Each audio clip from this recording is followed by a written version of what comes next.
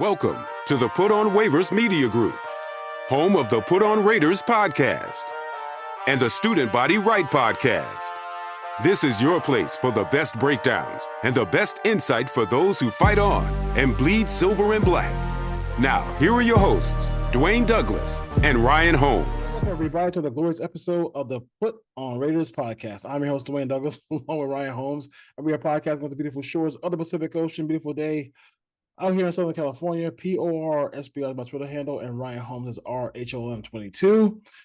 The schedule is out. We know the dates. I guess that was a thing that they did last year. I don't know. The video they did this year was, I don't know. Just don't do a video if you're gonna do that one. That was kind of cheesy. But it is what it is. Schedule's out.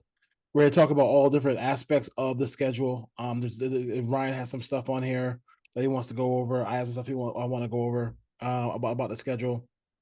So let's just dive right in.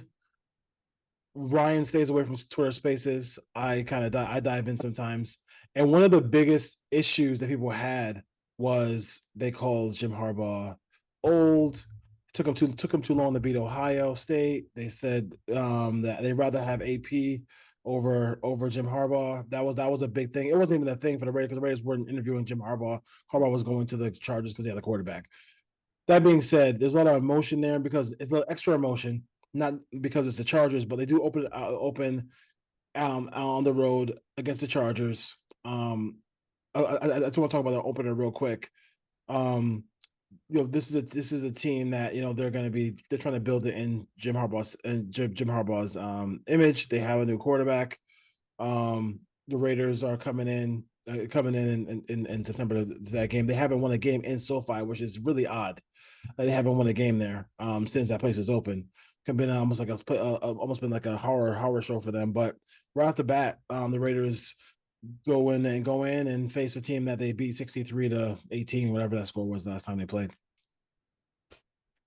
Yeah, first of all, I watched the video too. I was waiting for something to happen, but it was like 2 minutes of nothing, and then Antonio Pierce says Raider Nation stand up at the end. So yeah, that's the video I saw. I will say this: the Chargers sending out a picture of Devontae Adams and Pop-Tarts that said garbage on them was classless. They lost 63-21, whatever the score was. Don't send that out. Yeah. I actually want to. I like the fact the Raiders open up on the road at the Chargers. It's being a lot of Raider fans there. Yeah, they haven't played well there, but you want to catch them early. They're learning new systems on both sides of the ball. They have young receivers on the outside. They're going to lean on the running game, which is going to feed into what the Raiders want to do, which is play defense and run the ball themselves. So I think it's good to get them early before they get 7, 8, 9, 10 games under their belt and get familiar with the system. The Raiders are learning a new offensive system too. So you have Aiden O'Connell, Gardner Minshew, whoever it is. They're going to be running a system they haven't run before. So I do think it plays into the Raiders' favors to get them out of the gates. And especially if they can get up on them early with the way the crowd's going to be.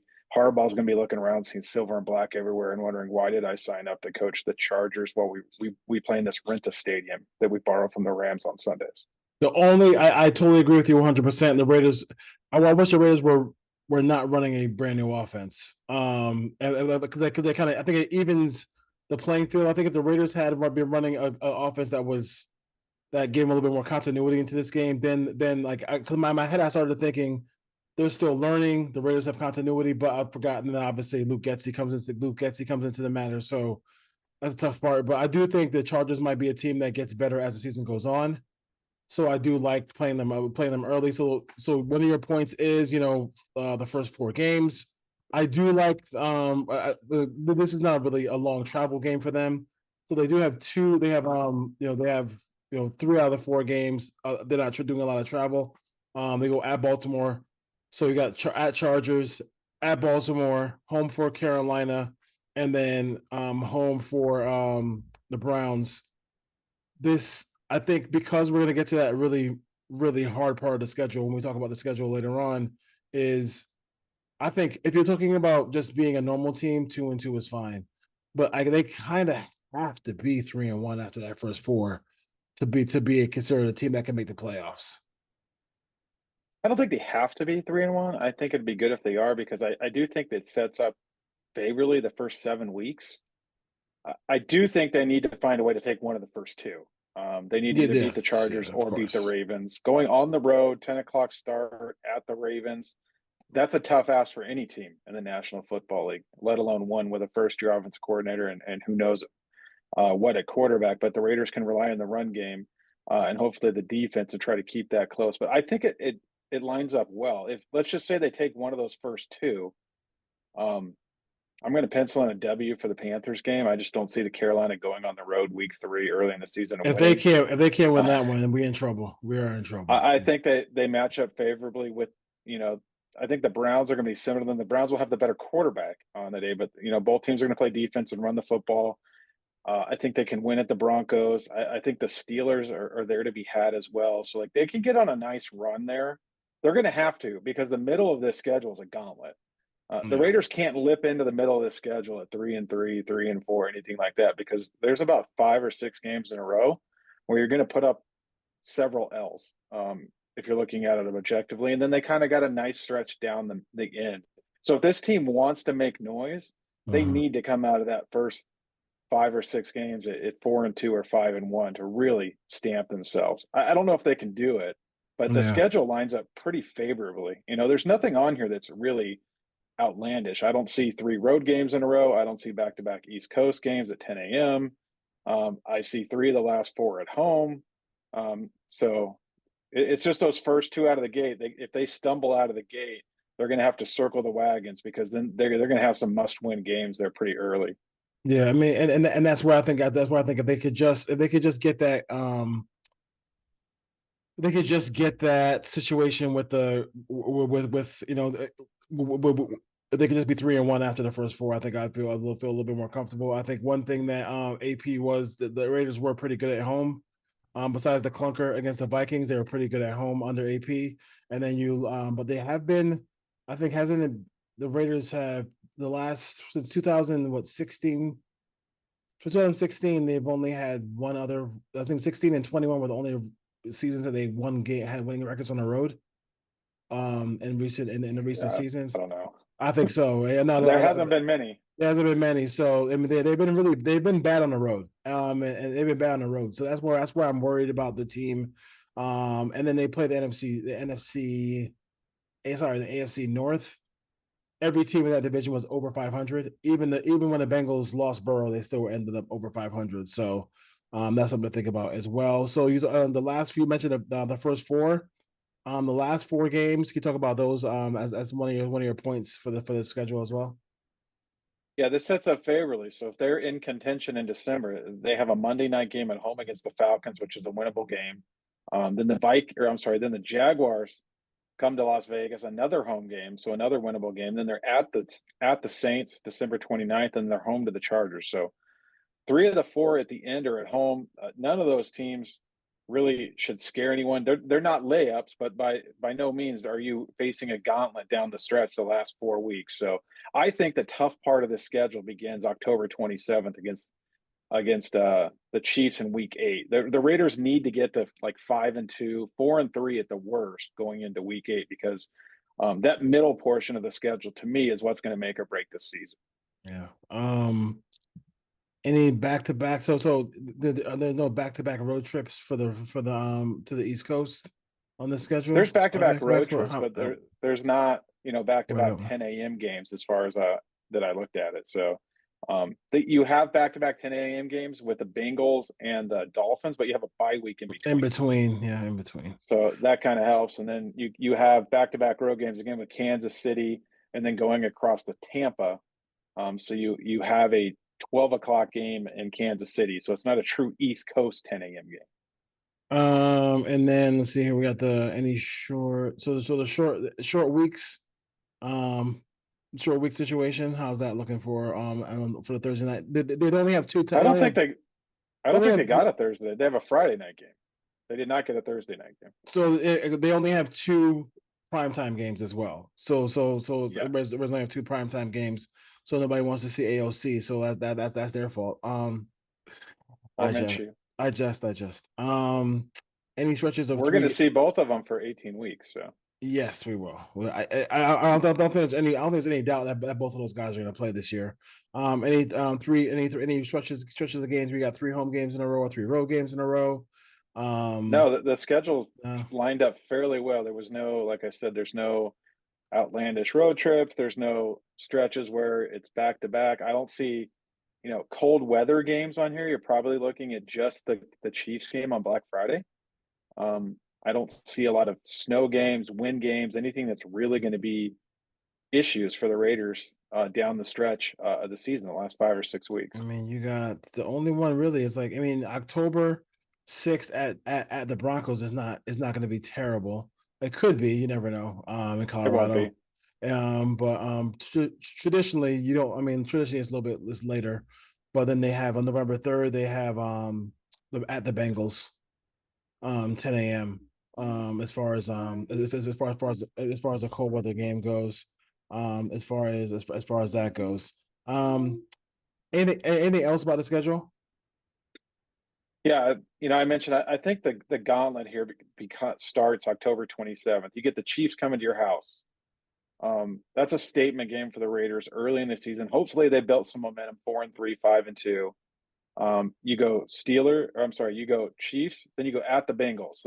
Those are 2 AFC title contenders that you're playing. You get a bye week, and then you're at the Dolphins, another team that's going to be in the mix for the It's a playoffs and rock. or Yeah. going deep in the playoffs. And then you turn around, you kind of have a trap game with the Broncos. You get them at home, and then you got to turn around and play the Chiefs again on a shorter week. So you're looking at 4 pretty tough games out of 5 weeks. You have the Chiefs twice, the Bengals, and the Dolphins on the road. Some of my things as far as looking at the schedule goes is, I just run to right under center, and I'm like who, like how many really good quarterbacks are they going to face? So right out the gate, right out the gate you got 2 very very very different quarterbacks in Herbert and Lamar Jackson. But Lamar Jackson, especially in his building, has just been, and the Raiders have had, oddly enough, Derek Carr, when he was the quarterback of the Raiders, he had a lot He of beat the success. Ravens. He beat the Ravens. One thing about the Derek Carr, he beat the Ravens a lot. So, it's kind of that was kind of the weirdest thing about his up and down career with the Raiders, as far as that goes. But then you have a couple of guys who are just still trying to find their way. Bryce Young is still trying to find his way, and then we don't know what Deshaun Watson is going to show up this season. That's a big thing. That team is that the roster is absolutely stacked. That's a really good team in Cleveland, no question about it. Really good defense. Really good defense. The offensive line can move people. Chubb is a good player. Like they got some really good players on that team.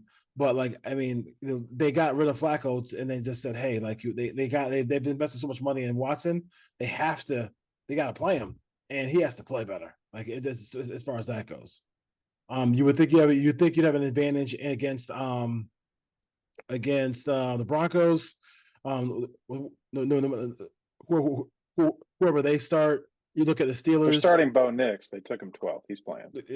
So you got a rookie quarterback playing in that game. I'd like to see the Raiders take advantage of rookie quarterback. Unlike what they did in Chicago last year. You have Russell Wilson playing with the Steelers defense and those receivers. Matthew Stafford, and then like you mentioned the gauntlet, like you got Stafford, then you got Mahomes, Burrow, Tua off the bye week. You got the Broncos again. Then you got Mayfield. Before that, you get Mahomes again. Holmes again. And then Lawrence, Carr and Herbert. So it's pretty good list. I don't think it's insurmountable, but the problem is you don't automatically. If ESPN or NBC makes the graphic of the game, they're going to get the check mark. You're not getting the check mark, and you're not getting that face on the poster. It's going to be Max Crosby and the other team's quarterback. So it's not going to be that way. So that's the thing. Can they overcome? Because a lot of these games you play even, right? You play even Steven. Look, just go back to Super Bowl. Pretty much even Steven, and then the number 15 makes a special play on a drive, and they win the game. That's where I think kind of that heartbreak situation could be for the Raiders, but they have to overcome that somehow. And I think How do you feel about that? I mean, like, how big is Zamir White? The role on this team is, and this is gigantic with all the weapons they have. Ryan, like, they are built to run. They are built to have at least have running game be a big part of that offense. Like, he might not be the most, he might be the best player on. He might not be the best player on this Raider offense, but he's up there as far as importance go. He's like might be number one. He might be, because if this team can't run the ball and threaten and get extra people in the box and still run the ball, they're not built to get into shootouts. They have to control the line of scrimmage. They have to control the clock. I think the biggest thing, the two columns you want to look at the most when watching the Raiders is true to figure out the winner losses turnovers. How many do they have on offense and how many do they create on defense? Because if they turn the ball over on offense and they're not creating a lot of turnovers on defense, they're going to lose a lot of games.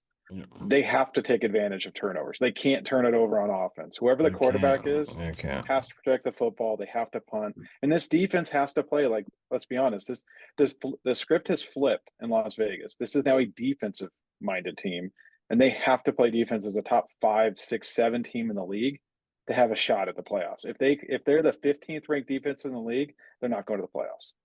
Yes, very true. Sometimes when you go to the southern regions, it's a little bit it can be really when you're not used to that humidity. So they do have that. They have a couple games in Florida that are separated by a couple of weeks, so they can't. There's no back to back there. So it's Miami, and then you play the Buccaneers on December 8th. So that can always be a little bit of an issue playing in humidity where you don't have it. And just the road, the Raiders have not played well in a full season on the road in a while. Like, they just have not been a good road team.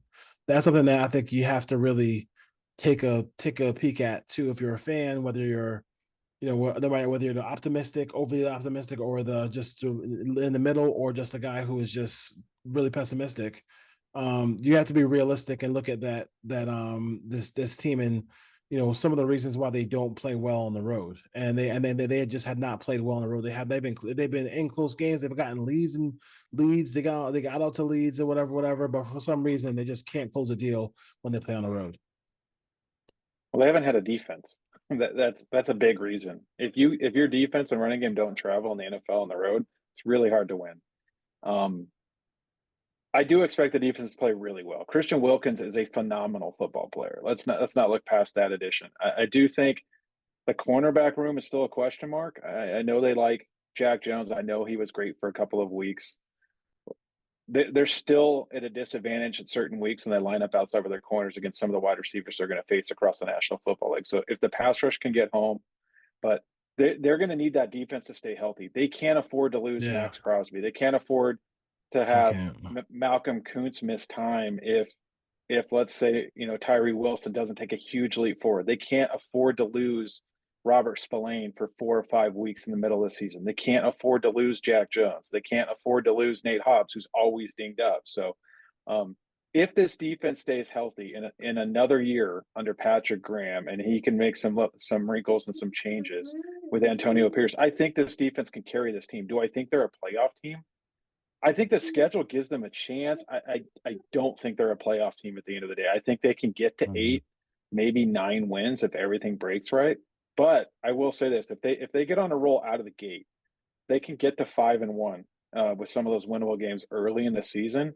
They have a real chance. If they come out of the gate and they're sluggish and they're 2-4, 3-5, I think the season's over at that point as far as making a deep run. Because when you look like we talked about, when you look at the middle of the schedule, let's not look past the Rams. The Rams are still a good team. They still have Sean McVay. They still have, I know Aaron Donald's not there, but they still have weapons. They still have Matthew Stafford. And you have Rams, Chiefs, Bengals, Dolphins, Broncos, Chiefs. That's 6 tough games. Yes. You're hoping to split those 6. So you have to take advantage early and you have to take advantage late. And I think the schedule gives them a chance to do that. This league's about momentum. Yes. If you look at it, the teams that get out of the gate, 4-0, 5-1, 3-1, those teams usually can keep it together and make a run. The teams that are 0-2, 0-3, statistically speaking, you're looking at like a 10% chance to make the playoffs. So That's why the first four is so important. You have to get to 2-2. You can't be 1-3, 0-2, 1-4. Then it's a gauntlet with what they're looking at. And I would say this too: if you remember a couple of years ago with McDaniels started off the season 0-2, and then they had a nondescript game at home against the Cardinals, and it was like, oh, I you was know at what? that game. Yes, I know. Unfortunately, you were, and you're sitting here saying to yourself, oh, they're 0-2. They were up 20-0. They're up 20-0 with 8 minutes left and 30 seconds. The 8 minutes and 30 seconds left in the third quarter, and they lost that game. I would say when you're 0 and when you get off to 0-2 start, you're really putting yourself where you have no margin of error. Give this if the Raiders have any chance, if AP has any chance, you got to give this team give your team some margin for error. And speaking of margin for error, I think offensively, they just have to be able to play complementary football. Like sometimes, like they might not score on a drive, but like if you can just get the ball to midfield, as far as complementary football goes, it's going to be like it's huge for this team. Sometimes the best thing that they can do on a drive is like just not go 3 and out. If they can just like sometimes you can get the ball to the 45-yard line, punt, Max Crosby, Wilkins, Tyree, they do their things. They're punting back to you. You get the ball at midfield, and then maybe you get 3 points, or you get a touchdown, or get a touchdown out of that drive. Like those are the kind of little things that are going to be huge for the Raiders because they can't just be, a three. Mahomes can go 3 and out. Spagnol's going to do his thing. They're going to hang in the game, and even if they score on the Chiefs, this dude plays better when he's down than when he has a lead. Almost it seems like, but the Raiders are not. There's a window for them to play in, and my concern is that if they get out of that window, then that's where you're going to see the issues. Because like this defense is really good, but none of us want them on the field the whole game. Like they don't want to be on the field the whole game, so that could be a problem too as well too. So being able to complete and convert third downs are going to be huge, and a big part of that is just staying in third and short. Which is why we're going to see a lot of Zamir White and Madison, and this would be a run first team. That's what they were last year under Antonio Pierce down the stretch, and I think we're going to see a lot of that again. And we'll see what they do at quarterback. And, if it's I think they lean towards the veteran that can help them out and make some decisions, convert some third downs, and make some plays versus the second-year guy in O'Connell. But we'll see. We'll see what AP decides to do. The biggest thing is turnovers. If one of these guys starts and they turn the ball over a couple of times, they're going to go into the bench. The other guy's coming in. So you might see back and forth during the season. Yeah. I don't think this is a team where, if O'Connell has a game like he had against the Chargers last year, he's turning the ball over 3 or 4 times, like they're going to switch it up. Like they're not going to leave him in. Like if he plays like he did against, the Vikings last year, he's going to the bench. If he plays like he did against the Chiefs at third, he's going to the bench. So the pressure's on both of these guys, whoever's in there. Don't turn the ball over, but having said that, they still have to make plays. They still have to convert third downs. They still have to put points on the board. They still need field goals. They still need to convert in the red zone. So it's a big ask for both of these quarterbacks to do what they need to do. And again, it just comes down to the defense. If this defense plays like they should, they'll be in games. But I don't think they have the firepower under center to win if they get into shootouts, if the defense doesn't travel, if they have a fumble here or there. So they have to play almost perfect football every week to have a shot. Yeah, no question about it. I mean, it is what it is. What it is. That's it is what it is. I mean, we can't. I mean, it is what it is. Also, I mean, June 1st. I would like a. I mean, I'm not. This is basically the running back room they're going to go with too. So like they're making a full on statement that Zamir White is going to be the guy. And hopefully he can be that guy. 18 weeks is a long season. So obviously Madison's gonna have to come in here and spell him as well. Madison was just okay in Minnesota, not great, but I mean, I think that's when you have young offensive linemen, like they're gonna have Mumford and people on the at right tackle. You're gonna have Powers Johnson. I think that's a good way of introducing them into the NFL. Let them be physical first. Let them move, start moving the pile. Let them get that running game going, and then when you have to play action pass and do those things like that, that will help them, I think, become more solidified if those are the two guys they're going to start on the offensive line on the right side. Yeah, me personally, and this is my opinion. Obviously, they're going to play Andre James. They gave him a contract to come back. Yeah, But if he's they want to playing. be a run-first football and pound the ball, that they might be Wow. better off playing Jackson Powers at center, Parham at Yeah. right guard, Pete at left guard. But they're going to have some versatility to do that. Yeah. I do expect them to sign another running back. I think they do need another veteran, at least a guy. If a guy gets released in camp, they can put on the practice squad because they need those physical running backs. They can't expect Zamir White to hold up for 18 weeks. He hasn't done it. Madison, he's a nice guy to have in a rotation, but if anything happens to Zamir White, they don't have another guy on this roster who can be a physical, run the ball in short yardage, downhill. They need like a Zach Crockett. They need like a big guy they can give the ball to. It doesn't have to be an elite player or anything, but I expect them to have a veteran running back on the practice squad who practices for this team that they may need to call on at some point this season. I don't think you can go into the season with a couple of younger guys on the practice squad. It won't be Amir Abdullah. He's not a guy you can hand the ball to. He's a special teams player. He's a third down back. So Okay. I do expect an addition to the running back room at some point, either before or during camp. There are some names out here. I don't want to read them off because this list on the 33rd and the 33rd team has not been updated since 3/10/24. But there are some veteran names out there. But I definitely can see them. I think definitely see the Raiders doing that. He hit that. Telesco has added people like Gallup and other pieces to the team as well. I look at it and it's hard. It's frustrating. It's very frustrating because it's like, I know people are going to say, oh, Dwayne, you're talking about the quarterback thing again. I really think this team is, I'm trying not to.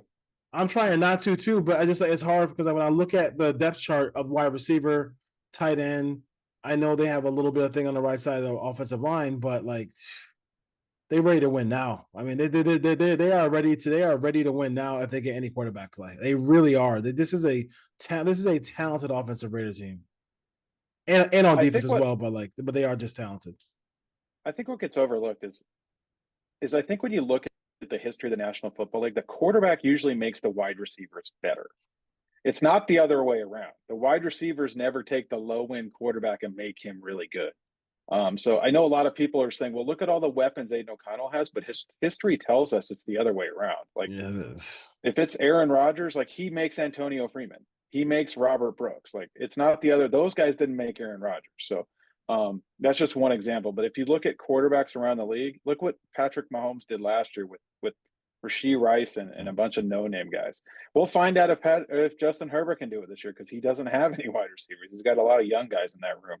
Look what Tom Brady did for years in New England outside of Randy Moss. He didn't have a ton of wide receiver help. He made Wes Welker. He made Julian Edelman. Those guys didn't make Tom Brady. So there are weapons here for the quarterback, which is why I think they lean the veteran. Why I think it's going to be Gardner Minshew because he can read defenses. He knows what's going on across the line of scrimmage. He can make checks. He can make oddballs. He can get in and out of plays. He's been running RPOs. Like they can install all that stuff.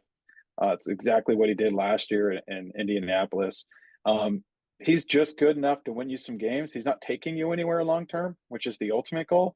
Yeah. But he's good enough and hopefully protects the football enough to where this defense can win games for the Raiders. And like I said, I think if everything breaks right, they can get to 9 wins. This is going to be somewhere between a 7 to 9 win team, in my opinion. I'm not going to sit here and go week by week and break it down.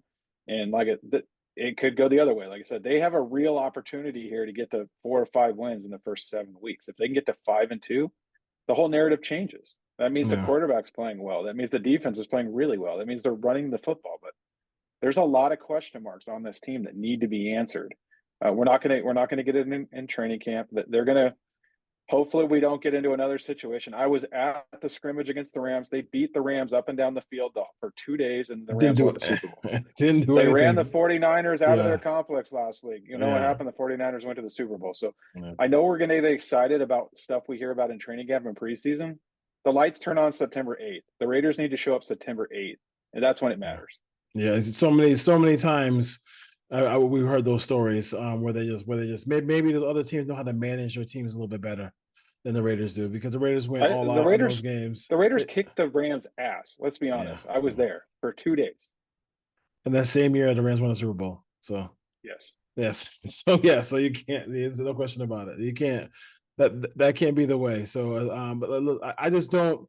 I think it is a overly optimistic view for me to for anybody. I don't care who you are to say that this is a playoff team. I think that's a little bit overly optimistic. Can they get to one more win better? I mean, it's kind of frustrating if they only get to one more win better than they were last year. Then that's not great either. You would think that maybe they can get 2 or 3 if you make some moves, but they got a lot of money being spent on this team, and they have to find a way. I mean, they have to win at least 2 of the what if games. Like there's some games on the schedule where you're at the road and you're at Cincinnati. Like you probably don't expect to beat the Bengals if the Bengals are healthy and the Raiders are healthy, but somehow, some way you find a way to win that game. Like those are the kind of games that they need to win in order to get themselves in a position to win the division. I'm sorry, win the division to make the playoffs. I mean, someone's getting hurt. Like we don't know who it is. We don't know if it's on the Yep. Raiders. We don't know if it's on the Chiefs. Like Aaron Rodgers went down. Joe Burrow went down. Mm-hmm. Like the landscape's going to change week to week. What team stays the healthiest? What team's quarterback stays up? And for the Raiders, they need Devontae Adams and Max Crosby and Christian Wilkins to show up for 17 weeks. They can't afford to lose any of those guys. So we'll see. We'll talk about it week to week as we get into the season. If you're looking at it from 30,000 feet above looking down, they're going to be at a disadvantage under center every week, like we've talked about, and it's up to everyone else on the roster to compete, and they have to play complementary football. They can. Yeah. I think what we're really overlooking here is the special teams aspect with the new kickoff rule. Like some of these teams are going to come out and do some crazy stuff that's going to be to their advantage the first 4 weeks of the season, score some touchdowns, and just we don't know what to expect. They're going to turn. They're going to turn the games that are 21-21.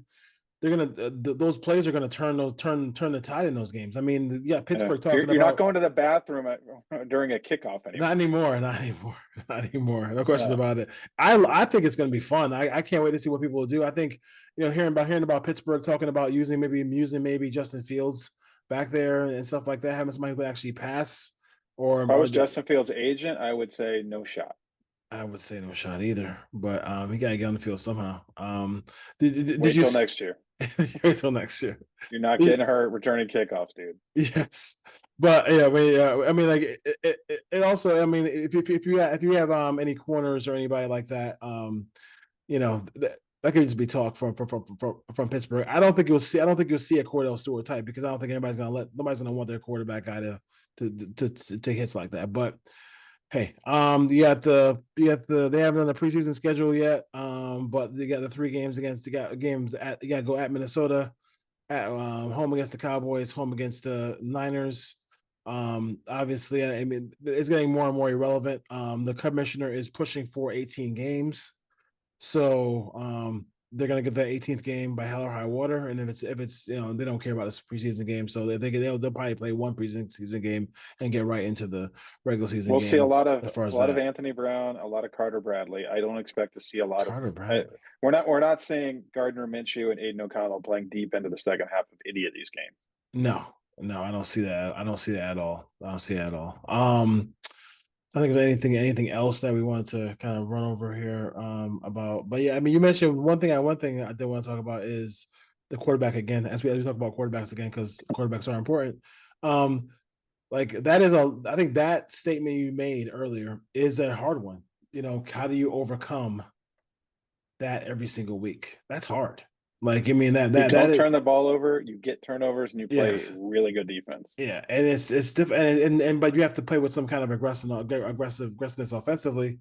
How do you play that without forcing the ball into maybe some areas, to make a big play? But we'll see. The Raiders have weapons all over the place, so I mean, they really are set. In a lot of spots. Interesting to see what they do at the other cornerback spot outside Jack Jones. Happy that Jack Jones seems like he's really just ready to go. and he's going to be a professional with the Raiders. And that's the only thing I was worried about because he has some off the field stuff with the Patriots and his past. But now he seems like he is at home.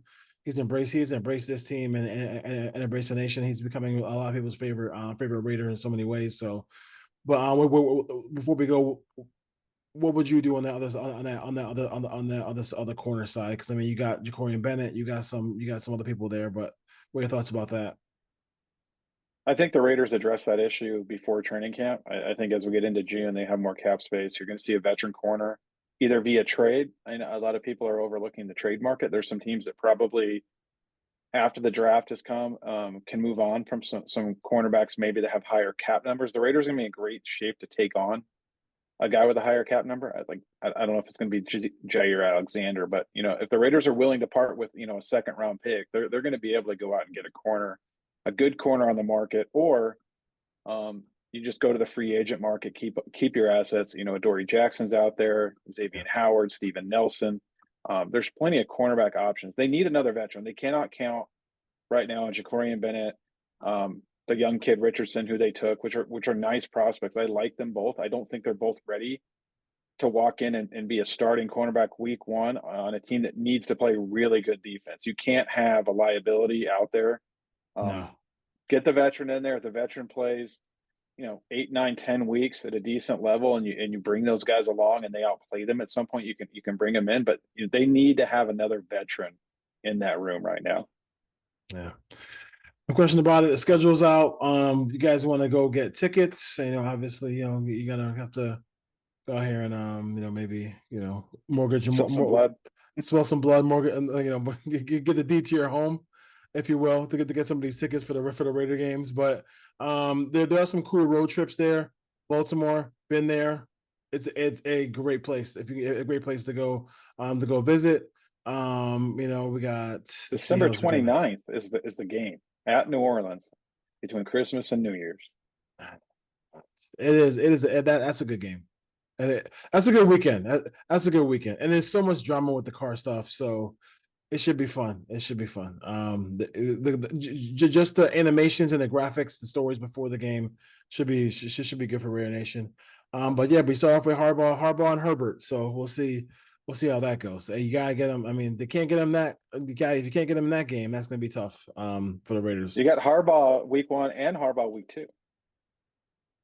You got John Harbaugh. Oh, I didn't even notice that. Wow, you got both of them. Probably sharing game plans. So sharing, you're gonna see the same defense 2 weeks in a row. I mean, everybody's really trying to run that Ravens defense too. So, no, we'll see. All right, Ray Nation. We'll see you next time. This was really this schedule is interesting.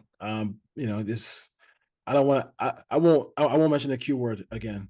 This episode. I won't say it. Bad word. It's a bad word. It's a bad word. All right, y'all. Take care. Take care.